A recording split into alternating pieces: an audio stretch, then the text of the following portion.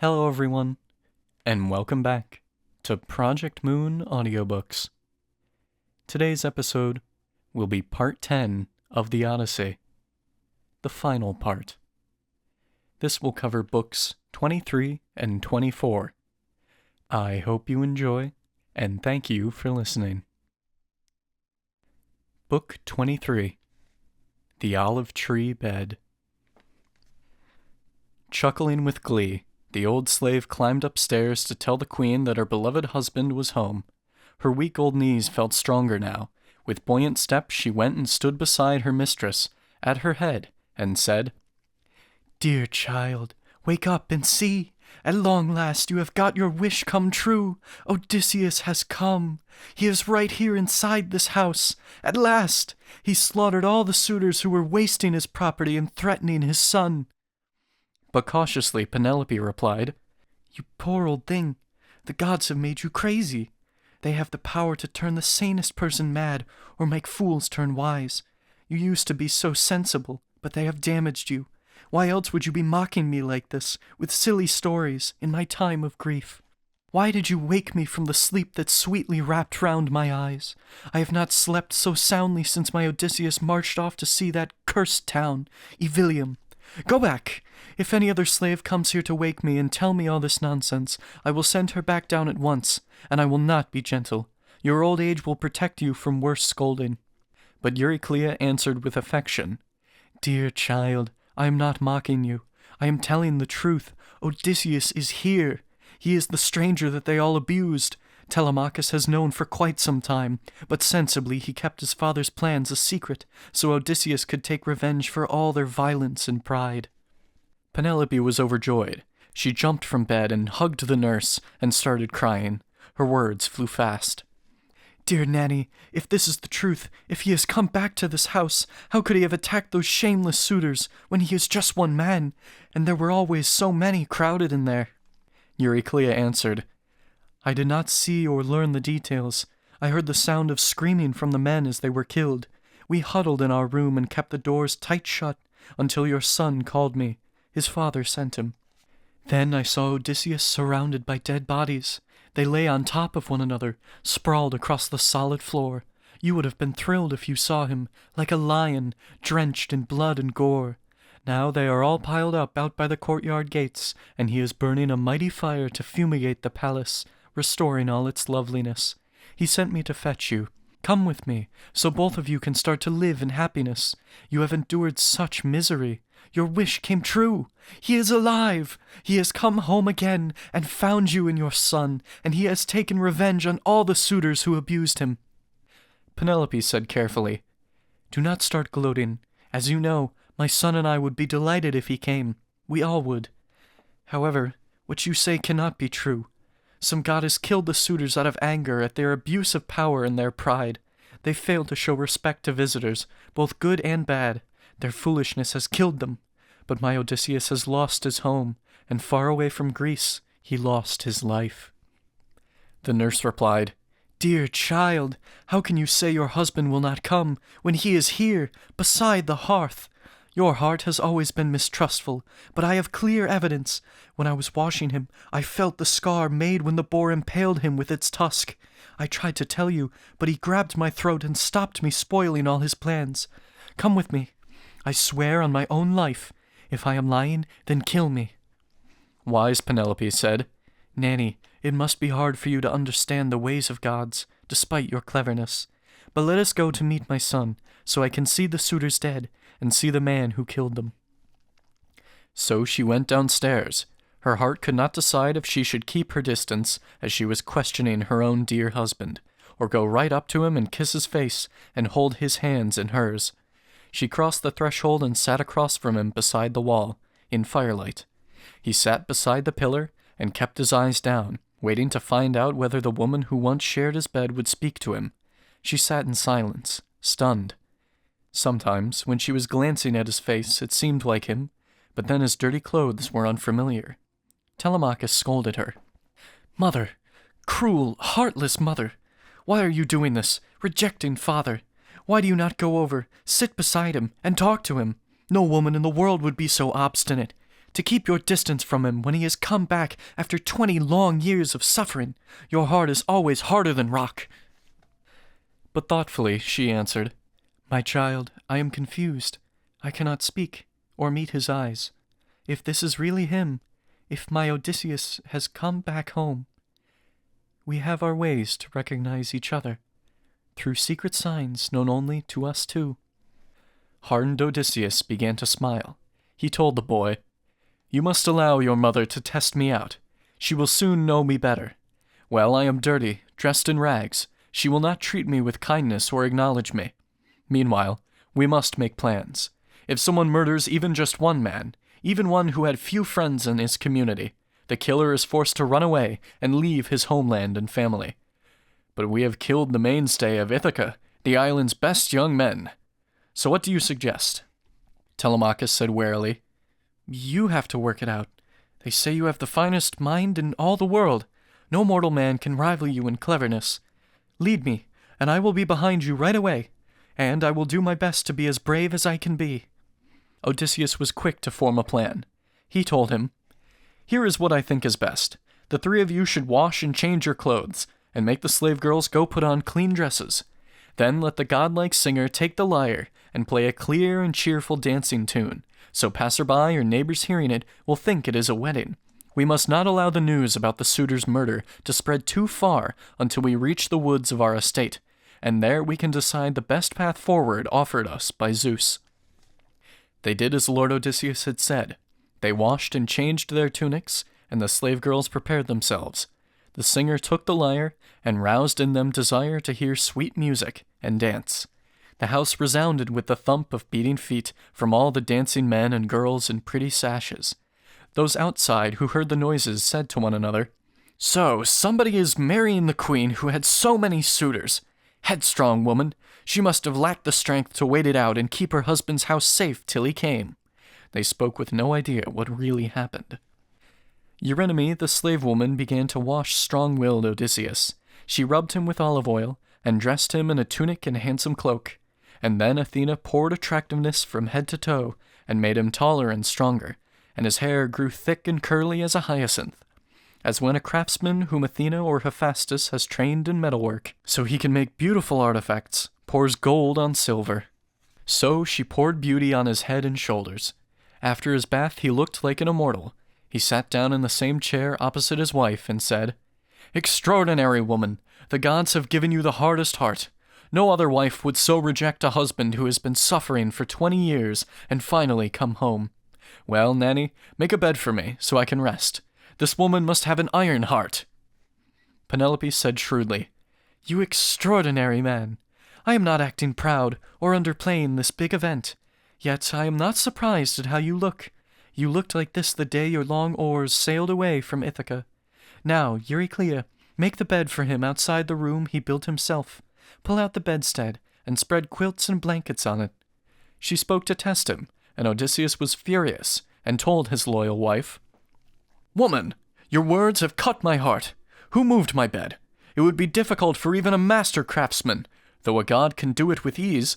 No man, however young and strong, could pry it out. There is a trick to how this bed was made. I made it, no one else. Inside the court there grew an olive tree with delicate long leaves, full-grown and green, as sturdy as a pillar, and I built the room around it. I packed stones together and fixed a roof and fitted doors. And last, I trimmed the olive tree and used my bronze to cut the branches off from root to tip and planed it down and skillfully transformed the trunk into a bedpost. With a drill, I bored right through it. This was my first bedpost, and then I made the other 3, inlaid with gold and silver and with ivory. I stretched ox leather straps across, dyed purple. Now I have told the secret trick, the token. But woman, wife, I do not know if someone, a man, has cut the olive trunk and moved my bed, or if it is still safe." At that, her heart and body suddenly relaxed. She recognized the tokens he had shown her. She burst out crying and ran straight towards him and threw her arms around him, kissed his face, and said, Do not be angry at me now, Odysseus. In every other way you are a very understanding man. The gods have made us suffer. They refuse to let us stay together and enjoy our youth until we reach the edge of age together. Please forgive me. Do not keep bearing a grudge because when I first saw you, I would not welcome you immediately. I felt a constant dread that some bad man would fool me with his lies. There are so many dishonest, clever men. That foreigner would never have got Helen into bed. If she had known the Greeks would march to war and bring her home again. It was a goddess who made her do it, putting in her heart the passion that first caused my grief as well. Now you have told the story of our bed, the secret that no other mortal knows, except yourself and me, and just one slave, Actorus, whom my father gave to me when I came here, who used to guard our room. You made my stubborn heart believe in you. This made him want to cry. He held his love, his faithful wife, and wept, as welcome as the land to swimmers, when Poseidon wrecks their ship at sea and breaks it with great waves and driving winds. A few escape the sea and reach the shore, their skin all caked with brine. Grateful to be alive, they crawl to land. So glad she was to see her own dear husband, and her white arms would not let go his neck. They would have wept until the rosy dawn began to touch the sky, but shining-eyed Athena intervened. She held night back, restraining golden dawn beside the ocean, and would not let her yoke her swift young colts, shining and bright. Odysseus, mind whirling, said, "Wife, we have not come yet to the end of all our troubles. There are more to come, many hard labors which I must complete. The spirit of Tiresias informed me. That day I went inside the house of Hades to ask about the journey home for me and for my men. But come now, let us go to bed together, wife. Let us enjoy the pleasure of sweet sleep." Penelope, who always thought ahead, said, "When you wish. The bed is yours. The gods have brought you home, back to your well-built house. But since a god has made you speak about these future labors, tell me what they involve. I will find out eventually, and better to know now." He answered warily, "You really are extraordinary. Why would you make me tell you something to cause you pain? It hurts me too, but I will tell the truth, not hide it from you. Tiresias foretold that I must travel through many cities carrying an oar, till I reach men who do not know the sea, and do not eat their food with salt, or use boats painted red around the prow, or oars, which are the wings of ships. He said that I will know I have arrived when I encounter someone who calls the object on my back a winnowing fan. Then I must fix my oar firm in the earth, and make a sacrifice to Lord Poseidon, of a ram and ox and stud boar, perfect animals, then come back home and give a hecatomb to all the deathless gods who live above the sky. If I do this, I will not die at sea. I will grow old in comfort and will meet a gentle death, surrounded by my people, who will be rich and happy." Sensibly, Penelope said, "If the gods allow you to reach old age in comfort, there is hope that there will be an end to all our troubles." They talked like this. Meanwhile, the slaves were working. Eurynome and Euryclea laid soft blankets on the sturdy bed by torchlight. The nurse went off to sleep. Eurynome picked up the torch and led them to their bed, then went to her room. Finally, at last, with joy the husband and the wife arrived back in the rights of their old marriage bed. Meanwhile, the herdsman and Telemachus stopped dancing, made the women stop, and went to bed inside the darkened house. And when the couple had enjoyed their love-making, they shared another pleasure, telling stories. She told him how she suffered as she watched the crowd of suitors ruining the house, killing so many herds of sheep and cattle and drinking so much wine because of her. Odysseus told her how much he hurt so many other people, and in turn how much he had endured himself. She loved to listen, and she did not fall asleep until he told it all. First, how he slaughtered the Cicones, then traveled to the fields of lotus eaters, what the Cyclops did, and how he paid him back for ruthlessly eating his men. Then how he reached Aeolus, who welcomed him and helped him, but it was not yet his fate to come back home. A storm snatched him and bore him off across the sea, howling frustration. Then, he said, he came to Laestrygonia, whose people wrecked his fleet and killed his men, and he described the cleverness of Circe and his journey to Hades to consult Tiresias, and how he saw all his dead friends, and saw his mother, who had loved him as a baby. Then how he reached the sirens' endless voices, and reached the wandering rocks and terrible Charybdis, and how he had been the first to get away from Scylla. And he told her of how his crew devoured the sun god's cattle. Zeus roared with smoke and thunder. Lightning struck the ship, and all his loyal men were killed. But he survived, and drifted to Ogygia. He told her how Calypso trapped him there, inside her hollow cave, and wanted him to be her husband. She took care of him, and promised she could set him free from death and time forever. But she never swayed his heart. He suffered terribly for years, and then he reached Phaeacia, where the people looked up to him as if he were a god, and sent him in a ship back home again to his dear Ithaca, with gifts of bronze and gold and piles of clothes. His story ended. Sweet sleep released his heart from all his cares. Athena, bright-eyed goddess, stayed alert, and when she thought Odysseus had finished with taking pleasure in his wife and sleep, she roused the newborn dawn from ocean's streams to bring the golden light to those on earth. Odysseus got up and told his wife, "Wife, we have both endured our share of trouble. You wept here as you longed for my return, while Zeus and other gods were keeping me away from home, although I longed to come. But now we have returned to our own bed, as we both longed to do. You must look after my property inside the house. Meanwhile, I have to go on raids, to steal replacements for all the sheep those swaggering suitors killed, and get the other Greeks to give me more, until I fill my folds. But first, I will go to the orchard in the countryside to see my grieving father. Then at dawn, the news will spread that I have killed the suitors.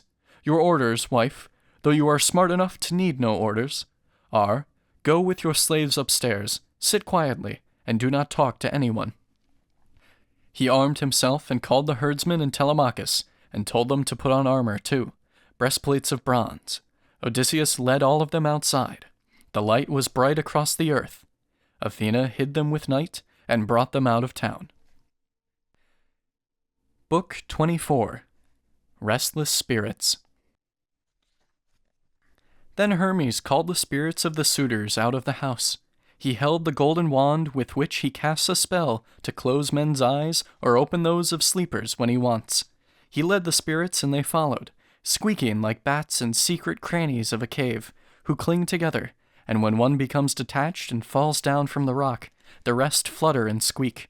Just so the spirits squeaked, and hurried after Hermes, lord of healing. On open roads they crossed the ocean stream, went past the rock of Leucas and the gates of Helios the sun, and skittered through the provinces of dreams, and soon arrived in fields of asphodel, the home of shadows who have been worn to weariness by life. They found Achilles' ghost there, and Patroclus, and Ajax, the most handsome of the Greeks after unmatched Achilles. Agamemnon had just arrived to join them, in deep grief for his own death, and with him came the others killed by Aegisthus and his bodyguards. Achilles' ghost spoke first. "O Agamemnon, men used to say that out of all the heroes, Zeus, lord of lightning, favored you the most, because you had command of a great army in Troy, where Greeks endured the pain of war. But death, which no man living can avoid, was destined to arrive at the wrong time.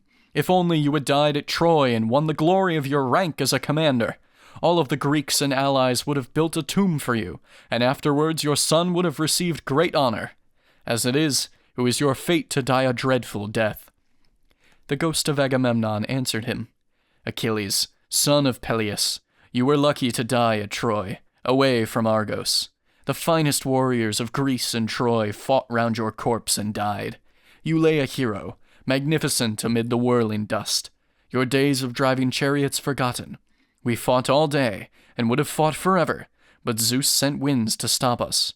Then we brought you back to our ships, and laid you on a bier, away from battle, and we bathed your skin in heated water, and anointed you with oil. We wept for you, and cut our hair. Your mother heard the news, and with her nymphs she came up from the waves. An eerie wailing sounded from the sea. The men began to tremble, and they would have rushed on board, if wise old Nestor had not made them stop. He always had the best advice for us, and said, 'My lords, stay here.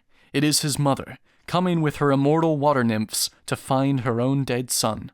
At this, the Greeks regained their courage. The old sea king's daughters gathered around you weeping, and they dressed you in clothes of the immortals. All 9 muses sang lamentations in their lovely voices. No one could keep from crying at the sound. So moving was their song. The gods and men were mourning 17 long nights and days, and then we gave you to the pyre, and killed many fat sheep and cattle for your corpse. You burned in clothes from gods. You were anointed with oil and honey. Troops of warriors on foot and horseback, fully armed, went marching around your pyre, and made a mighty din. At last, Hephaestus's flame consumed your flesh. When morning came, we gathered your white bones, Achilles, and anointed them with oil and unmixed wine. Your mother gave an urn of gold with double handles, which she said Hephaestus made, and Dionysus gave her. Your white bones lay inside it, Lord Achilles, mixed with the bones of your dead friend Patroclus. We laid the urn beside Antilochus, the friend you most respected after him. The army of Greek warriors assembled, and with all reverence we heaped a mound out on the headland by the Hellespont, large enough to be visible to those at sea, both now and in the years to come. Your mother asked the gods for splendid prizes, and put them in the midst of an arena, so the best athletes could compete for them. You have seen many burials of heroes, when young men tie their tunics to compete. But you would have been startled at the riches that silver-footed Thetis brought for you. You were so dearly loved by all the gods. You did not lose your name in death. Your fame will live forever. Everyone will know Achilles. As for me, what good was it that I wound up the war? When I came home, Aegisthus and my wicked, fiendish wife murdered me. Zeus had planned it. While they talked, Hermes the guide came near them, with the suitors killed by Odysseus. The two great lords, astonished at the sight, rushed up to them, and Agamemnon's spirit recognized the son of his old friend, Melanius, with whom he stayed in Ithaca. He said, "Amphimedon, what happened to you all? Why have you all come down here to the land of darkness? You are all so young and strong. You must have been the best boys in your town. Maybe Poseidon raised great waves and winds to wreck your fleet? Or were you all attacked by men on land while you were poaching cows and flocks of sheep, or fighting for a city and women? You must tell me. We are friends. Do you remember when I visited your home, when Menelaus and myself were trying to persuade Odysseus to join the fleet and sail with us to Troy? It took a whole damned month to cross the sea. We had to work so hard to sway that man who sacked the city." Amphimedon's spirit answered, "Great General, Agamemnon, yes, I do remember everything you say, and I will tell, in every gruesome detail, the manner of our death. Odysseus was gone for many years. We came to court his wife, who had no wish to marry us, but would not tell us no or make an end. She planned black death for us, and tricked us too. She set a mighty loom up in the hall, and wove a wide, fine cloth, and said to us, 'Young suitors, now Odysseus is dead. I know that you are eager for the wedding, but wait till I am finished with this cloth, so that my weaving will not go to waste. It is a shroud for when Laertes dies, so that the women in the town do not blame me because a man who gained such wealth was buried with no winding sheet.' Her words convinced us, so by day she wove the cloth, and then at night by torchlight she unwove it. For 3 long years she fooled us. When the hours and months had passed, the 4th year rolled around, and then a girl who knew the truth told us, and we found her unraveling her work. We made her finish it.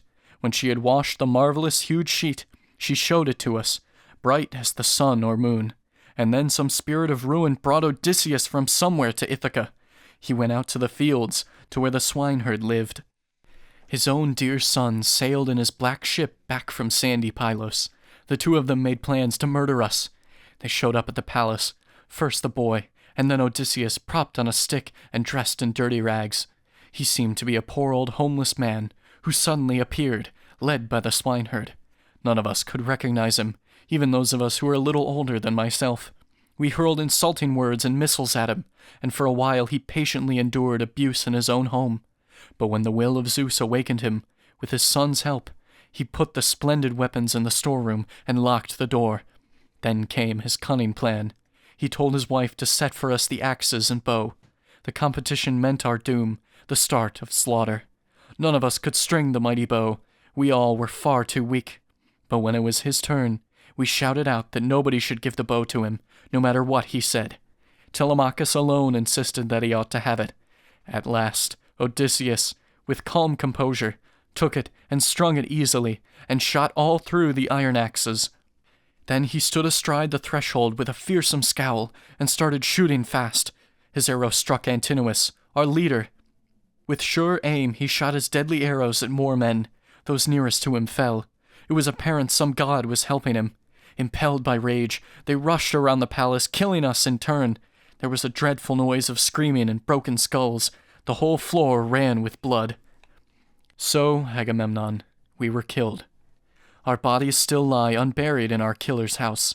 Our families at home do not yet know. They need to wash the black blood from our wounds and weep for us and lay our bodies out. This is the honor due the dead. The ghost of Agamemnon answered, Lucky you, cunning Odysseus. You got yourself a wife of virtue, great Penelope. How principled she was, that she remembered her husband all those years. Her fame will live forever, and the deathless gods will make a poem to delight all those on earth about intelligent Penelope. Not like my wife, who murdered her own husband. Her story will be hateful. She will bring bad reputation to all other women, even the good ones. So they spoke together, standing in Hades, hidden in the earth. Meanwhile, Odysseus and his companions had left the town and quickly reached the farm, won by Laertes long ago. He fought hard for it, and his house was there. The slaves, who had to do his wishes, lived and slept and ate their food in quarters that surrounded the central house. One was from Sicily, the old slave woman who took care of him out in the countryside. Odysseus spoke to his slaves and to his son. Go in, choose the best pig and kill it for our dinner, and I will test my father, to find out if he will know me instantly on sight or not. I have been absent for so long. At that, he gave his weapons to the slaves. They quickly went inside. Odysseus walked to the fruitful orchard on his quest. He did not find old Dolius, the steward, nor any of his slaves or sons. He had led them to gather rocks to build dry walls. Odysseus's father was alone, inside the well-built orchard, digging earth to make it level round a tree. He wore a dirty, ragged tunic, and his leggings had leather patches to protect from scratches. He wore thick gloves because of thorns, and had a cap of goatskin. He was wallowing in grief. The veteran, Odysseus, seeing his father worn by age and burdened by desperate, heartfelt sorrow, stopped beneath a towering pear tree, weeping. Then he wondered whether to kiss his father, twine around him, and tell him he had come home again, and everything that happened on the way, or question him. He thought it best to start by testing him with teasing and abuse. With this in mind, Odysseus approached him, as he was digging round the plant, head down. His famous son stood at his side and said, Old man, you know your trade and take good care of this neat garden. Every plant and vine, and tree, the figs, the pears, the olive trees, and bed of herbs is nicely tended. But I have to say something. Please do not get angry at me. You do not take good care of your own self. You are unkempt, old man. Your skin is rough and dirty, and your clothes are rags. Your master is neglecting you, although you are not lazy. In your height and face, you seem a leader, not a slave. You look like someone who would bathe and eat and sleep on fluffy pillows and fine sheets, as is appropriate for older people. But tell me this, whose slave are you? Whose garden do you take care of? Also, have I come to Ithaca, as somebody I met was telling me just now? But he was not a helpful man. When I was asking him about a friend of mine, an old guest friend, whether he is alive or dead in Hades, this fellow would not say, or even listen. A while ago, in my own native land, I had a guest to stay with me, who was my dearest friend of all my visitors. He said he was from Ithaca, and that Laertes was his father. I had brought him into my house, and welcomed him with warmth. I can afford to be quite generous. I gave him 7 heaps of golden treasure, a bowl made all of silver and inlaid with flowers, 12 unfolded cloaks, and 12 thick blankets, 12 fine mantles, and 12 tunics. Also, I gave him 4 well-trained slave women, beautiful ones, whom he picked out himself. His father answered through his tears, Yes, stranger, you have reached Ithaca, but cruel men have taken over here. You will receive nothing for all those gifts. If you had found him still living in this land, he would have matched your gifts and welcomed you with open arms before he sent you home. Initial kindness deserves due recompense. But tell me now, how long is it since that unlucky man visited you? Your guest was my own son. Perhaps fish ate him out at sea, so far from home and family, or birds and beasts ate him on land. His mother did not lay his body out and weep for him, nor I, his father, nor Penelope, his wife, a wise and healthy woman. She has not closed her own husband's eyes or given him a funeral. The dead deserve this honor. But tell me now, who are you? From what city? Who are your parents? Do you have a ship docked somewhere which conveyed you here with friends and crew? Or did you sail as passenger on someone else's ship, which now is gone?" Lying, Odysseus replied, "I will tell you the truth completely. I am from Alybus, and I have a palace there. My name is Eperitus. I am son of King Aphiadas, son of Polypemnon. An evil spirit struck me, and I came from Sicily against my will. My ship is docked away from town. It is 5 years since poor, unfortunate Odysseus came to my home. As he was setting out, we saw good omens, birds towards the right, so we were hopeful we would meet again as friends and share more gifts." At this, a cloud of black grief wrapped itself around Laertes. He poured 2 handfuls of the ashy dust over his gray old head and started sobbing. Odysseus felt heart-wrenched to see his own beloved father in this state. Sharp pain pierced through his nostrils. He rushed up to him and threw his arms around him, kissing him and saying, "Father, it is me. I have been gone for 20 years, and now am home, in my own father's country. Stop your tears. I will explain, though we do not have long. I killed the suitors in my house. I took revenge for all the pain they caused." Laertes answered, "If you really are my own son, Odysseus, come home. Show me a sign. Let me be sure of it." Odysseus was quick to answer, "First, look here, the scar made by the boar's white tusk when I had gone to Mount Parnassus. You and mother sent me to see my grandfather, Autolycus, and get the gifts that he had promised me. Next I will tell you all the trees that grow in this fine orchard, which you gave to me. When I was little, I would follow you around the garden, asking all their names. We walked beneath these trees. You named them all and promised them to me. 10 apple trees and 13 pear trees, 40 figs and 50 grapevines which ripen one by one. Their clusters change as the weather presses from the sky, sent down by Zeus." At that, Laertes' heart and legs gave way. He recognized the signs Odysseus had given as clear proof. He threw both arms around his ruthless son, who caught him as he fainted. When his breath and mind returned, he said, "O Father Zeus, you gods are truly rulers of Olympus. If it is true the suitors have been punished for all the monstrous things they did. But I am terrified the Ithacans may soon attack us here and spread the news around to all the towns of Cephallenia." Scheming Odysseus said, "Do not fear. Come to the farmhouse, where I sent my boy to go with the 2 herdsmen, to prepare dinner as fast as possible." With this, the son and father walked towards the house. They found them serving generous plates of meat and mixing wine. The slave from Sicily washed brave Laertes, and she rubbed his skin with olive oil, and wrapped a handsome cloak around him. Then Athena, standing near, made him grow taller and more muscular. When he emerged, Odysseus was shocked to see him looking like a god. His words flew fast. "Oh, father, you look different. A god has made you taller and more handsome." Thoughtful Laertes said, "O Father Zeus, Athena, and Apollo, if I were as strong as when I took the sturdy fortress of Nericus, out on the mainland shore, when I was king of Cephallenia, I would have stood beside you yesterday, with weapons on my back, and fought with you against the suitors who were in our house.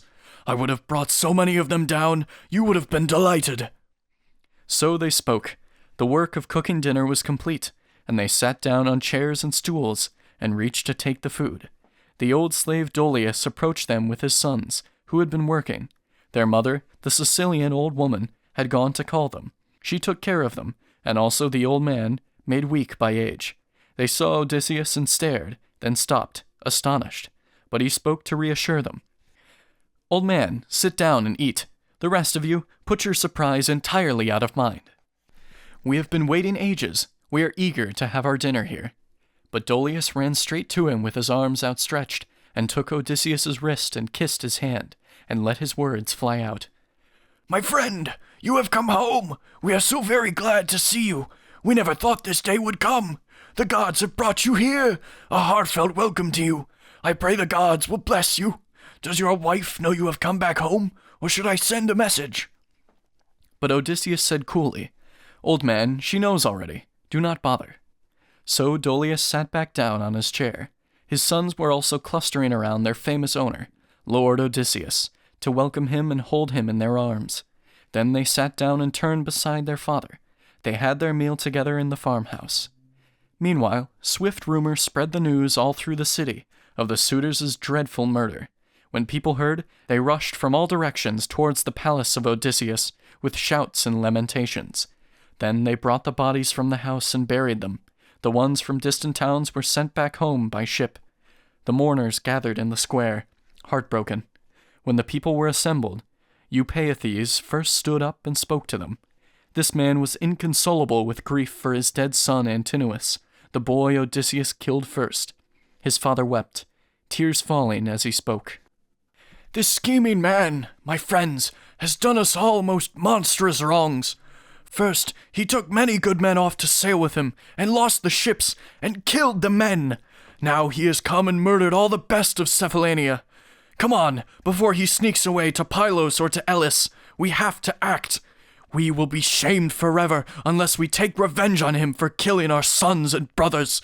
I would have no wish to live. I would prefer to die and join the boys already dead. We have to stop them escaping overseas. Come on, right now." He spoke in tears, and pity seized them all. But Medon and the bard had woken up. They came outside and stood among the crowd. They all were terrified, and Medon said, "Now listen, Ithacans. Odysseus could not have done such things without the help of gods. I saw a god myself, disguised as Mentor, sometimes standing at his side, giving him will to fight, and sometimes rushing all through the hall to make the suitors scatter. They fell like flies." Pale terror seized them all. Then Halitherses, an old warrior, the only one to know both past and future, stood up. He wished them well. He said to them, "Now hear me, Ithacans. My friends, it was because of your own cowardice this happened. You did not listen to me, or to Mentor, when we were telling you to stop your sons from acting stupidly. They did great wrong. Through their impulsiveness, they skimmed the wealth of an important man, and disrespected his wife, believing he would never come. But listen now, we must not go and fight, or we will bring more ruin on our heads." At that, some stayed there, huddling together, but more than half jumped up with shouts. They thought Eupeithes had the right idea. They rushed to arms, and strapped their gleaming armor on, and gathered in a mass before the town. Eupeithes was their leader, to his cost. He thought he would avenge his murdered son. In fact, he would not come back home. It was his fate to die out there. And then Athena spoke to the son of Cronus. "Father Zeus, highest of powers, tell what hidden thoughts lie in you. Will you now make yet more war and bitter strife, or join the sides in friendship?" The gatherer of clouds replied, "My child, why ask me this? The plan was your idea, to have Odysseus come take revenge. Do as you wish. But here is my advice. He has already punished all the suitors, so let them swear an oath that he will be the king forever, and let us make sure the murder of their brothers and sons will be forgotten. Let them all be friends, just as before, and let them live in peace and in prosperity." Athena was already eager. At these words she swooped down from Olympus. Meanwhile, they had finished dinner, and battle-scarred Odysseus said, "Somebody must go and see if they are coming near." A son of Dolius obeyed and went. As he stepped out, he stood across the threshold, and he saw them all near to the house. At once his words took wings. He told Odysseus, "Those men are near. We have to arm, and fast." They quickly armed. Odysseus, his son, and their 2 slaves made 4, and Dolius had his 6 sons. Laertes and old Dolius were also needed as fighters, though they had gray hair. When all of them were dressed in gleaming bronze, they opened up the gates and went outside. Odysseus was leading them. Athena came near, disguised as Mentor. When he saw her, weathered Odysseus was glad and turned towards Telemachus and said, "Now, son, soon you will have experience of fighting in battle, the true test of worth. You must not shame your father's family. For years we have been known across the world for courage and manliness." Telemachus inhaled, then said, "Just watch me, father, if you want to see my spirit. I will bring no shame unto your family. You should not speak of shame." Laertes, thrilled, cried out, "Ah, gods, a happy day for me. My son and grandson are arguing about how tough they are." With glinting eyes, Athena stood beside him and said, "You are my favorite, Laertes. Pray to the bright-eyed goddess and her father, then lift and hurl your spear." As she said this, Athena breathed great energy inside him. Laertes quickly raised and hurled the spear, and struck Eupeithes through his bronze-cheeked helmet, which did not stop the weapon. It pierced through.